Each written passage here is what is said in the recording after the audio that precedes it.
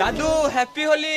আগেকার ছেলেগুলো তো বড়দেরকে পায়ে আবির দিয়ে প্রণাম করতো, আর এখনকার ছেলেগুলো তো বড়দেরকে সম্মানই করতে পারে না। ছি।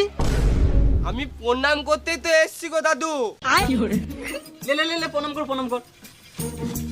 বেঁচে থাক বাবা, বেঁচে থাক। তুই মরে যা সুরের বাচ্চা। রাগ কেন করছো গো দাদু? হ্যাপি হোলি। এটা হ্যাপি হোলি? এটা হলে হলে হয়ে গেল সুরের বাচ্চা।